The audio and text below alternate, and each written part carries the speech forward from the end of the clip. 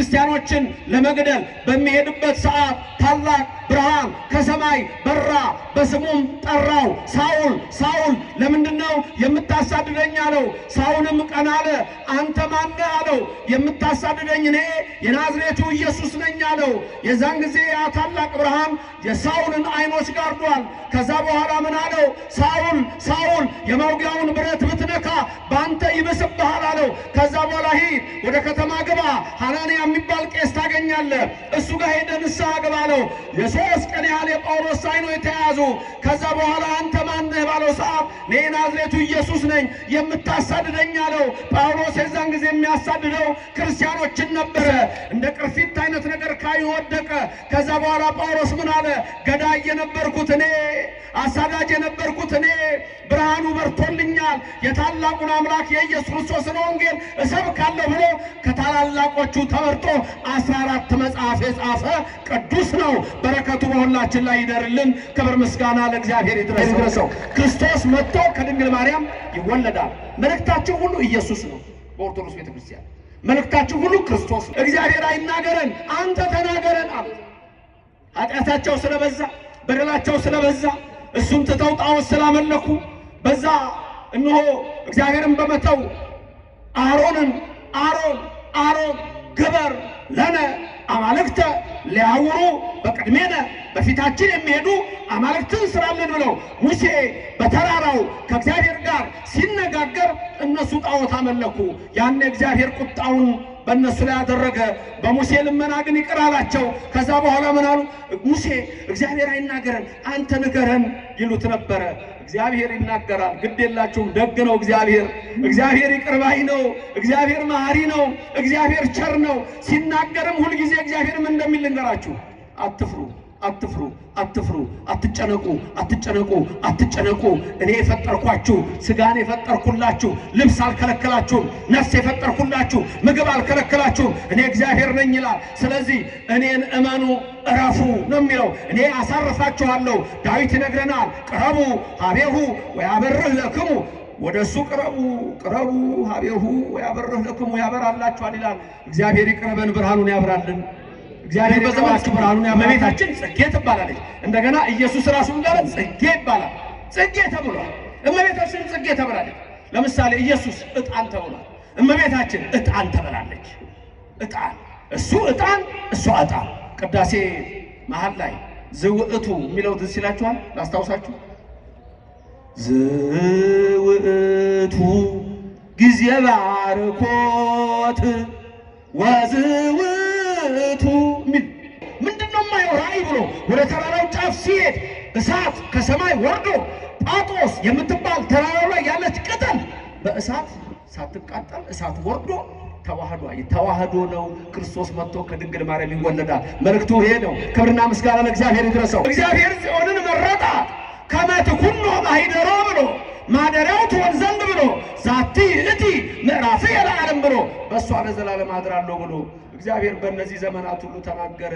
በኋላ መጣ፣ ከድንግል ማርያም ተወለደ። ኢየሱስ ክርስቶስ ወደዚህ ምድር መጣ።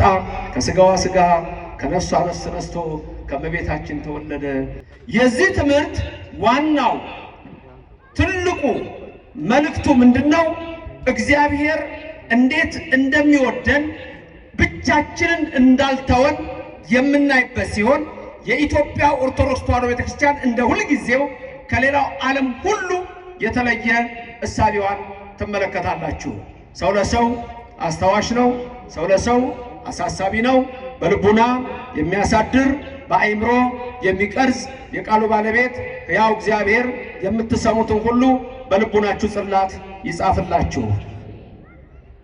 ሁላችሁም ልቡናችሁን ለሰራዊት ጌታ ለእግዚአብሔር አስማርኩ።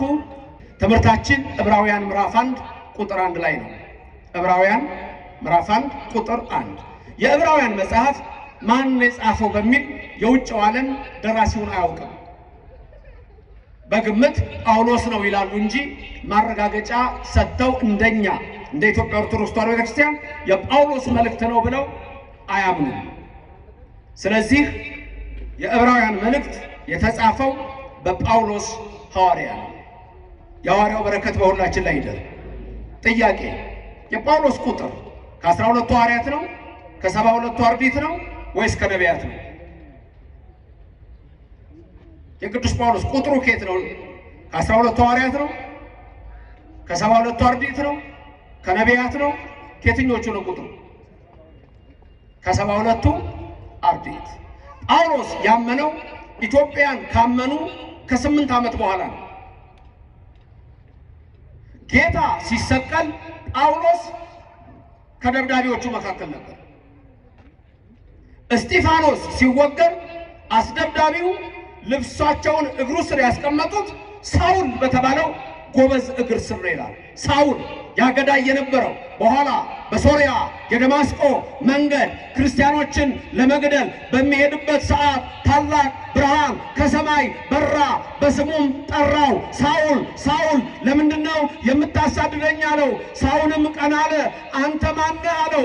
የምታሳድደኝ እኔ የናዝሬቱ ኢየሱስ ነኝ አለው። የዛን ጊዜ ያ ታላቅ ብርሃን የሳውልን አይኖች ጋርዷል። ከዛ በኋላ ምን አለው? ሳውል ሳውል የመውጊያውን ብረት ብትነካ በአንተ ይብስብሃል አለው። ከዛ በኋላ ሂድ፣ ወደ ከተማ ግባ፣ ሐናንያ የሚባል ቄስ ታገኛለህ፣ እሱ ጋር ሄደህ ንስሐ ግባ አለው። የ3 ቀን ያህል የጳውሎስ አይኖች ተያዙ። ከዛ በኋላ አንተ ማነህ ባለው ሰዓት እኔ ናዝሬቱ ኢየሱስ ነኝ የምታሳድደኝ አለው። ጳውሎስ የዛን ጊዜ የሚያሳድደው ክርስቲያኖችን ነበረ። የሐዋርያት ሥራ ምዕራፍ 9 ቁጥር 1 ላይ በዚያ መንገድ የሚሄዱትን እየዛተ ሊገድል ሲሄድ ይለዋል። ከዛ በኋላ ወደ ሐናንያ ደረሰ። እንደ ቅርፊት አይነት ነገር ካዩ ወደቀ። ከዛ በኋላ ጳውሎስ ምን አለ? ገዳይ የነበርኩት እኔ፣ አሳዳጅ የነበርኩት እኔ፣ ብርሃኑ በርቶልኛል፣ የታላቁን አምላክ የኢየሱስ ክርስቶስን ወንጌል እሰብካለሁ ብሎ ከታላላቆቹ ተመርጦ 14 መጽሐፍ የጻፈ ቅዱስ ነው። በረከቱ በሁላችን ላይ ይደርልን። ክብር ምስጋና ለእግዚአብሔር ይድረሰው። በረከቱ ይደርባችሁ። ይህ ጳውሎስ ሐዋርያ ነው እንዲህ የሚለን ዕብራውያን 1 ቁጥር 1 በብዙ ነገር ወበብዙ መክፈልት አይዳ እግዚአብሔር ለአበዊነ በነቢያቲሁ እምትካት። በአማርኛ ሲመለስ በብዙ ነገር በብዙ ምሳሌ እግዚአብሔር ለአባቶቻችን ጥንት በነቢያት ተናገረ። የተናገረ እግዚአብሔር ክብር ምስጋና ይግባው። እግዚአብሔር ሁልጊዜ ይናገራል። አልሰማሁም ማለት አይቻልም። ልበ አምላክ ዳዊት ምን ይላል? እግዚአብሔር ልቡናቸው ለቀና ይናገራል ይላል። የአባር ማቴም መሴፋ የሐና ልጅ ነቢዩ ሳሙኤል እግዚአብሔርን እጁን ዘርግቶ ምን ነበር ያለው? በል እግዚእየ እስመ አነ ገብርከ እሰማዓከ፣ ጌታ ሆይ ተናገር እኔ ባሪያ እሰማለሁ ይል ነበር። ቀጥላችሁ ተናገሩ። እግዚአብሔር ሆይ ተናገር እኔ ባሪያ እሰማለሁ።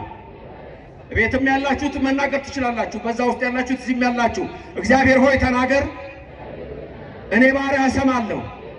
ማይናገር እግዚአብሔር ይናገርን። ክብርና ምስጋና ይግባው። አንድ እስራኤል ተሰብስበው መጡና ሙሴን ምን አሉት? ሙሴ ሙሴ እግዚአብሔር አይናገረን አንተ ተናገረን አሉት። ኃጢአታቸው ስለበዛ በደላቸው ስለበዛ እሱን ትተው ጣዖት ስላመለኩ በዛ እነሆ እግዚአብሔርን በመተው አሮን ግበር ለነ አማልክተ ሊያውሩ በቅድሜነ በፊታችን የሚሄዱ አማልክትን ስራልን ብለው ሙሴ በተራራው ከእግዚአብሔር ጋር ሲነጋገር እነሱ ጣዖት አመለኩ። ያን እግዚአብሔር ቁጣውን በእነሱ ላይ ያደረገ።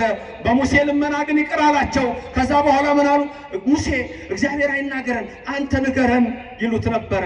እግዚአብሔር ይናገራል። ግድ የላችሁም። ደግ ነው እግዚአብሔር። እግዚአብሔር ይቅር ባይ ነው። እግዚአብሔር መሐሪ ነው። እግዚአብሔር ቸር ነው። ሲናገርም ሁልጊዜ እግዚአብሔርም እንደሚል ልንገራችሁ፣ አትፍሩ አትፍሩ አትፍሩ፣ አትጨነቁ አትጨነቁ አትጨነቁ።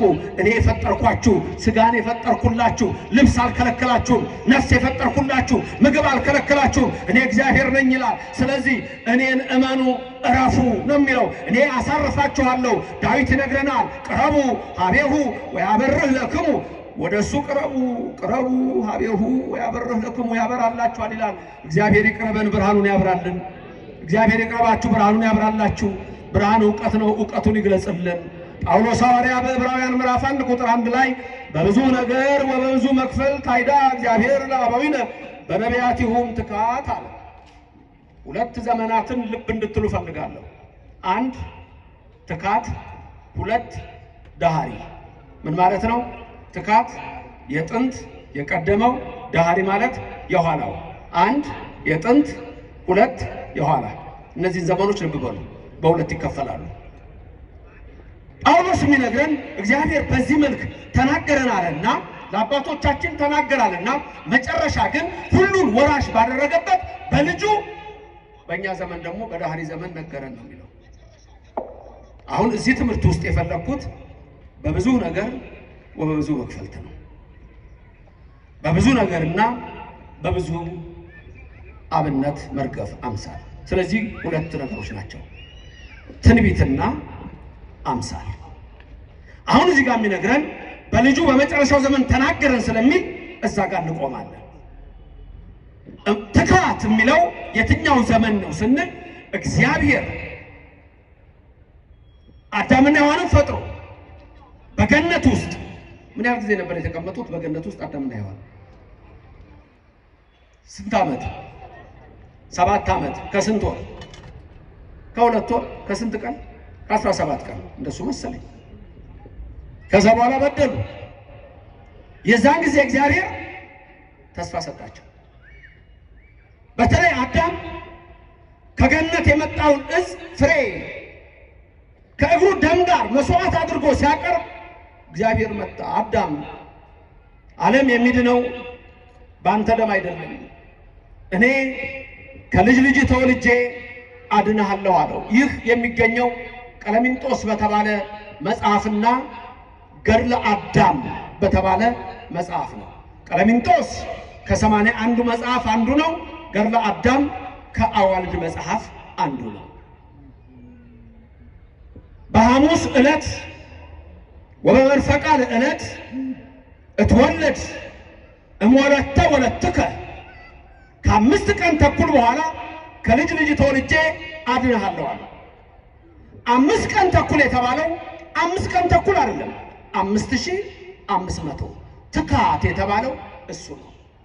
በ5500 ዘመናት ውስጥ እግዚአብሔር ዝም አላለም።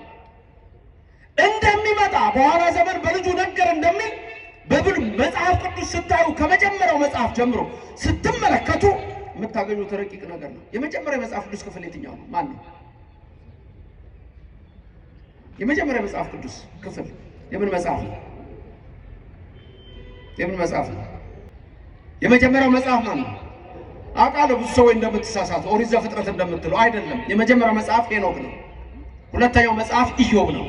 ኦሪት ዘፍጥረት 3ኛ መጽሐፍ ነው ሲጻፍ ባጻጻፍ። በታሪክ ግን ኦሪት ዘፍጥረት የቀደመውን ሁሉ ለሙሴ 6 ቀን ሲና ተራራ ላይ የ6ቱን ቀን ፍጥረት ገልጦ 6ቱን የእሳት መጋረጃ አሳልፎ በሁለት ነገር ነገረው። በብዙ ነገር ወበብዙ መክፈልት። በብዙ ነገር 10ቱ ትእዛዛት፣ ወበብዙ መክፈልት ወነበቦ እያለ የነገረው አንደኛ ትርጉም ይሄ ነው።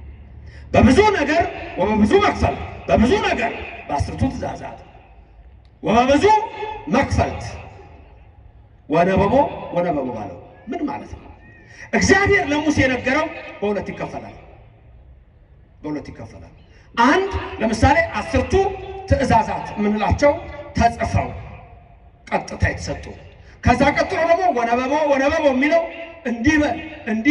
እንዲበላቸው አለው ነገረው የምንላቸው አሉ። በቁጥር ሲቀመጡ 10 ትእዛዛት ስንት ናቸው? ራሱ ይናገራል። ስንት ናቸው? 10። ወነበቦ እያለ የነገረው ብዙ ሲሆን ግን ሌላ ሕግጋት በአጠቃላይ ስንት አሉ? 572 ያህል ወነበቦ አለ። በእስራኤሎቹ ደግሞ 613 ናቸው ይሏቸዋል። ስለዚህ አሁን በብዙ ነገር ወበብዙ መክፈልት፣ በብዙ ነገር 10ቱ ትእዛዛት ናቸው። 10ቱ ትእዛዛት ብዙ ምስጢር ያላቸው ናቸው። ዝም ብለው 10 መሆናቸው አይደለም። ዓለም እነዚህም ቢያከብር ኖሮ ፍጹም ሰላም ይሆን ነበር። ስለዚህ እግዚአብሔር ለሙሴ በዚህ ነገረው። 2 በብዙ ነገር ወበብዙ መክፈልት በብዙ ነገር ትንቢት ወበብዙ መክፈልት አምሳል። ትንቢት ለአባቶቻችን ተነገረ በነቢያቲሁ እምትካት ለአበዊነ ለአባቶቻችን ለእምነ ለእናቶቻችን እግዚአብሔር በነቢያት ተናገረ። ነቢያት ሁሉ ትንቢት ተናገሩ። ትንቢቱ በጠቅላላ ምንድነው የሚለው መሰላችሁ? በሐሙስ ዕለት ወፈቃለ ዕለት ትወለድ ወለተ ከአምስት ቀን ተኩል በኋላ ከልጅ ልጅ ተወልጄ አድናለሁ። ስለዚህ ሊወለድ ነው ጌታ፣ ሊወለድ ነው ጌታ፣ ሊወለድ ነው ጌታ። ሊወለድ ነው ብቻ አይደለም፣ ዘመኑ ተጽፏል። እንደገና ደግሞ ሊወለድ ነው ብቻ አይደለም፣ ከማን እንደሚወለድ ጭምር እግዚአብሔር በነቢያቱ ነግሮናል። ክብርና ምስጋና ለእግዚአብሔር ይድረሰው፣ ስሙ ለዘላለም የተመሰገነ ይሁንልን። ለምሳሌ በምሳሌ የተናገረው አለ። ምሳሌ የምንለው በመሶበ ወርቅ፣ በተቋመ ወርቅ፣ በማዕጠንተ ወርቅ፣ በበትረ አሮን። ለምሳሌ እነዚህ ምንድናቸው? ምሳሌ ናቸው። ምሳሌ ናቸው። መሶበ ወርቅ፣ ማዕጠንተ ወርቅ። ማዕጠንተ ወርቅ ማለት ይሄ ጽናው ካህኑ የሚያጥንበት እሱ ጽና የምንለው ወይም ጥናም ካላችሁት እሱ አሁን ምስዋ ነው። ሚስጥር አለው። ውስጡ እሳት ይደረጋል። ገመዶቹ ስንት ናቸው? 3 ናቸው። በመሃል ስንት አለ? አንድ ቀጥ ያለ አለ። እቺ ፍም መያዣዋ እሳት መያዣዋ የእመቤታችን ምሳሌ ናት። ውስጡ እሳቱ የወልድ ምሳሌ ነው። ይሄ 3 መሆኑ እመቤታችን በ3 ወገን ንጽሕት ድንግል ጽንዕት ክብርት መሆኗን የሚያሳይ ነው። በሐልዮ በነቢብ በገቢር እመቤታችን ንጽሕት ናት። አንድም 3ቱ የአብ የወልድ የመንፈስ ቅዱስ ምሳሌ ይሆናል። በመሃል ያለው አንዱ ደግሞ የአንድነታቸው ምሳሌ ነው። በዚህ ሁሉ ነገረን እግዚአብሔር። ክብር ምስጋና ይግባው ለዘላለም። ዝም ብለን የምናደርገው ነገር የለም። መሶበ ወርቅ ቅዳሴ ሲገባ በመሶበ ወርቅ ህብስቱ ይመጣል። መሶበ ወርቅ የተባለች ማነች? የወርቅ መሶብ እመቤታችን። ዝም ብሎ መሶብ አልተባለችም። ምን ተባለች? መሶበ ወርቅ። ወርቅ ናት። ዳዊት ልበ አምላክ በመዝሙር 44 ቁጥር 9 ምን ይላል? ወትቀውም ንግሥት በየማንከ፣ ንግሥቲቱ በቀኝ ትቆማለች። በአልባሰ ወርቅ እጹፍት ወህውርት ይላታል። ወርቅ የለበሰች ይላታል። ወርቅ ናት እመቤታችን። ክብርና ምስጋና ለእግዚአብሔር ይድረሰው። እመቤታችንን በዚህ ይመስላል። እመቤታችን መሶበ ወርቅ፣ ልጇ ደግሞ ምን ተባለ? ህብስት መና ተባለ። ስለዚህ በብዙ ህብር በብዙ ምሳሌ የሚለን ይሄን ሁሉ ነው የሚነግረን። የሚገርመው ግን ይሄ ሁሉ ያለው የት ነው? በኢትዮጵያ ኦርቶዶክስ ተዋሕዶ ቤተክርስቲያን። ምክንያቱም ጽና ሌላ ቸርች ብትሄዱ አታገኙትም፣ በእኛ ነው ያለው። እግዚአብሔር ስሙ የተመሰገነ ይሁንልን። በሰማይ አለ፣ በመጽሐፍ ቅዱስ አለ፣ በእኛ አለ። ቅዳሴም ስንገባ የምንለው አለ፣ ሁሌ የምንለው ሁሌም ይባላል አንቲ ውእቱ መሶበ ወርቅ ንጹሕ። አስታወሳችሁ? እንተ ውስቴታ መናህቡ ህብስት ዘወረደም ሰማያት ወሀቤ ሕይወት ለኩሉ ዓለም። ማርያም አንቺ መሶበ ወርቅ ነሽ፣ ህቡዕ መና በውስጥሽ አለ። እሱ ኢየሱስ ነው። እሱም ኢየሱስ ደግሞ አንቺ የወለድሽው ዘወረደም ሰማያት ከሰማያት የወረደው ነው። ለምንድን ነው የወረደው ብሎ ቢጠይቅ ወሀቤ ሕይወት ለኩሉ ዓለም፣ ለሰው ልጆች ሁሉ ሕይወትን ሊሰጥ ይሄ ነው የኛ መልአክ። ክብርና ምስጋና ለእግዚአብሔር ይድረሰው፣ ስሙ የተመሰገነ ይሁንልን። በብዙ ህብር በብዙ ምሳሌ እግዚአብሔር ነገረን የሚል ነው። መልካም ትንቢት ከተነገሩ ትንቢቶች መካከል ጽጌ አስተርአየ በውስተ ምድርነ፣ ጽጌ ኢየሱስ ነው። አሁን ያለንበት ዘመን ጽጌ እመቤታችን ጽጌ ትባላለች። እንደገና ኢየሱስ ራሱ እንዳለ ጽጌ ይባላል። ዘይሰማይ ስሙ ጽጌ ተብሏል። እመቤታችን ጽጌ ተብላለች። ለምሳሌ ኢየሱስ ዕጣን ተብሏል። እመቤታችን ዕጣን ተብላለች። ዕጣን እሱ ዕጣን እሷ ዕጣን። ቅዳሴ መሀል ላይ ዝውዕቱ የሚለው ትዝ ይላችኋል? ላስታውሳችሁ። ዝውዕቱ ጊዜ ባርኮት ወዝውዕቱ ሚል ታስቀድሳላችሁ አይደል? ታዲያስ የተመረጠ ዕጣን ጊዜ እግዚአብሔርን የምናመሰግንበት ጊዜ እሱን በዕጣን እናቱን በዕጣን እሷን በዕጣን ልጇን በዕጣን እየመሰልን ዕጣን ህሩይ እያልን የምናመሰግንበት የምስጋና ጊዜ ይላል። ክብርና ምስጋና ለሥላሴ ይሁን፣ ስሙ የተመሰገነ ይሁንልን። ይሄም የሚገኘው በዚህ ቤተክርስቲያን ነው። አሁን ሁለቱን ዘመናት ልንገራችሁ፣ ትካትና ዳህሪ ያልኳችሁ፣ ጥንትና የኋላው ዘመን ያልኳችሁ። ጥንት የተባለው ልጅነት ያጣንበት መርገመ ሥጋ መርገመ ነፍስ በላያችን ላይ ተጣብቆ የነበረበት 5500 ዘመን ትካት ነው። በዛ ዘመን አልተወንም ተናገረ። ዳህሪ የሚለው ከዛ በኋላ መጥቶ ወደ ሐሪስ ብሎ መዋዕል ነገረነ በወሉ ብሎ ሲያመጣ ዳህሪ የሚለው ደግሞ ልጅነት ያገኘንበት ጥምቀት ያገኘንበት ሥጋው ደግሞ ያገኘንበት መርገመ ሥጋ መርገመ ነፍስ የጠፋበት ድንግል ማርያም ልጇን ወዳጇ የወለደችበት ያ ዘመን ደግሞ ይሄ ዘመን ተባለ። ክብርና ምስጋና ለሥላሴ ይሁን፣ ክብር ምስጋና ይግባው። ይሄን ዘመን እንዲህ በሚል እንከፍለዋለን። በመጽሐፍ ስትጽፉ ትምህርት ቤት የተማረች ሰዎች ቢሲ እና ኤዲ በሚል ይከፈላል። በእንግሊዘኛው ቢሲ የሚለው ቢፎር ዘ በርዝ ኦፍ ክራይስት ነው። ኤዲ የሚለው የላቲን ቃል ነው። አኖ ዶሚኖ ማለት ነው፣ ዘ ይር ኦፍ ዘ ሎርድ ማለት ነው። ይሄን ግን አሁን እየቀየሩት ነው። ኢየሱስ የሚለው ስም ከሰው ልብ መጥፋት አለበት። ወንጌሉ ራሱ ይናገራል። እንደዚህ ነው የሚያምኑት፣ መጥፋት አለበት። ስለዚህ ምን ጀመሩ? ኢየሱስ ክርስቶስን ስሙን የሚያጠፉ እምነቶች እንዲበዙ ተደረገ። ከዛ ውስጥ ዋናው the new age movement ይባላል።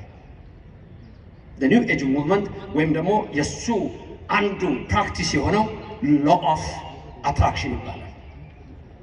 በኒው ኤጅ ሙቭመንት እና በሎ ኦፍ አትራክሽን በውጭው ዓለም ኢየሱስ ክርስቶስን እጅግ የሚሰድቡ መልእክቶች አላቸው። ከዛ ውስጥ አንዱ ኢየሱስ የስበት ሕግ የሚጠቀም ሚሊዮነር ነበረ፣ ፍጡር ነው፣ አምላክ አይደለም የሚሉ ናቸው። ለስም አጠራሩ ክብር ምስጋና ይግባው። እዚህ ኢትዮጵያ ውስጥም የዚህ አስተሳሰብ ያልገባቸው ሰዎች አሉ ይመስለኛል። መንገዱ አልገባቸውም ምን ማለት እንደሆነ። ስለዚህ እንደውም ትላንትና ያስመረቁት መጽሐፍ በኋላም ታገኙታላችሁ። ዘ ኒው ኤጅ ሙቭመንት ሎ ኦፍ አትራክሽን፣ የአዲሱ ዘመን ክርስትና የስበት ሕግና የአዲሱ ዘመን እንቅስቃሴና እሳቤ የሚል ምን ማለት ነው የሚለውን ታገኛላችሁ። እንግዲህ ወደ ዘመኑ ልውሰዳችሁ።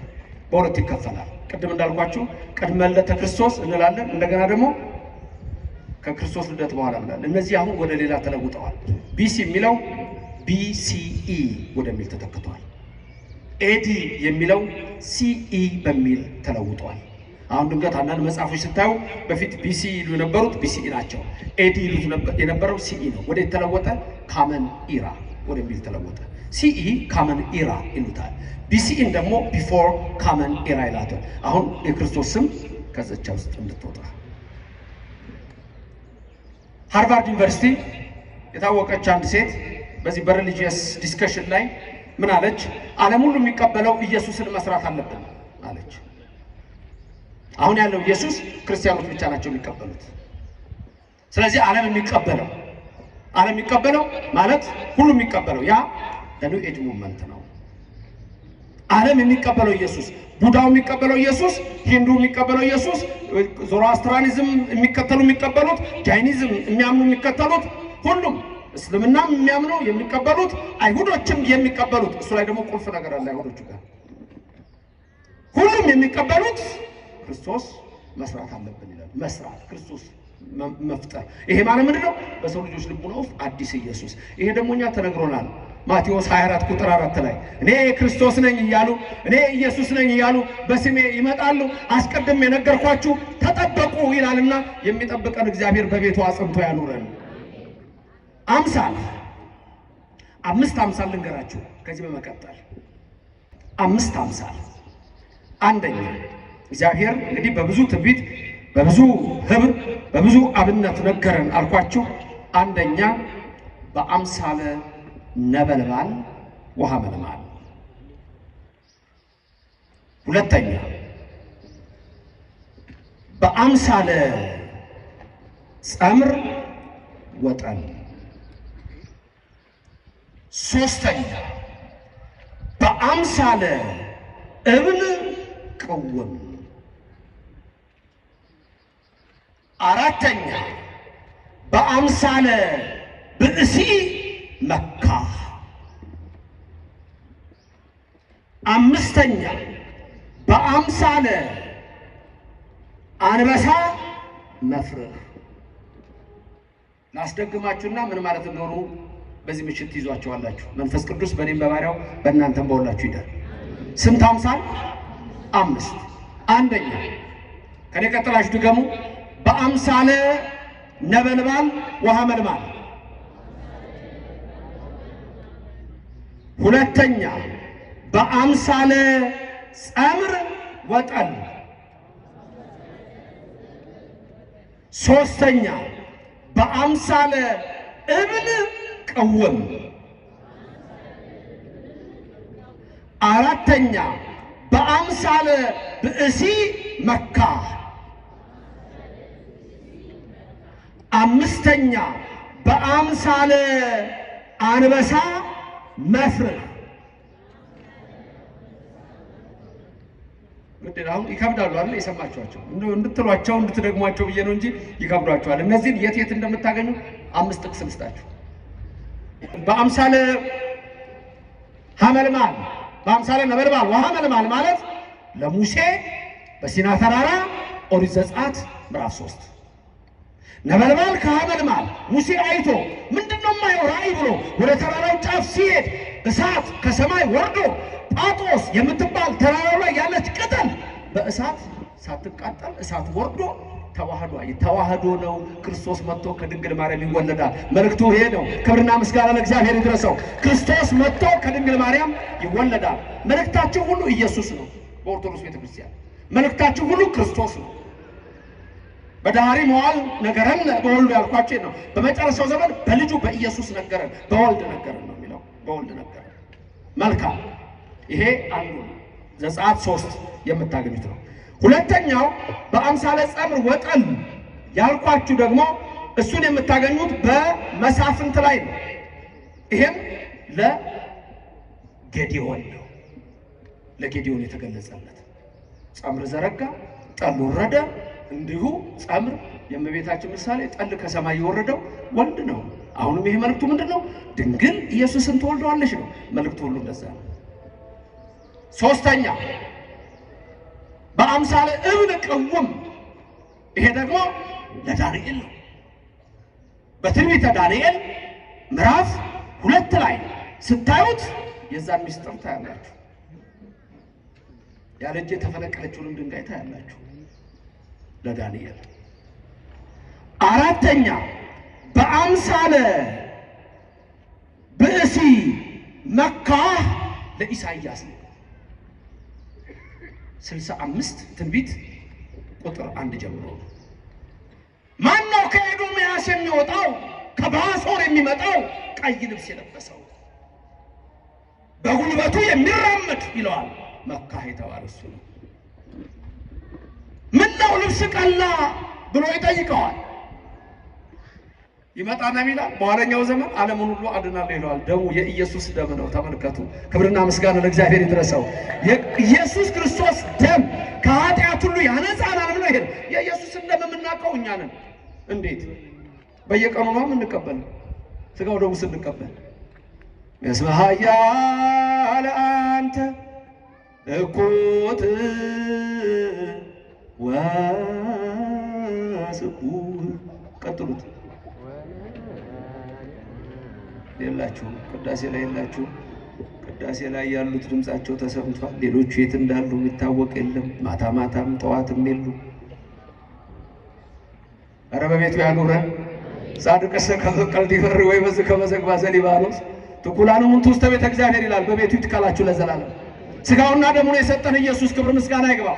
ከማን ነው ስጋውና ደሙን የሰጠን? ተመልከቱ። ትንቢቱ ሁሉ የሚያሳየው ከድንግል ማርያም ከስጋዋ ስጋ ከነሷ ነፍስ ነስቶ ያዳነን ስሙ የተመሰገነ ይሁን። አመስግኑት ሁላችሁም። እግዚአብሔር በረድኤትና በቸርነት አይለየን።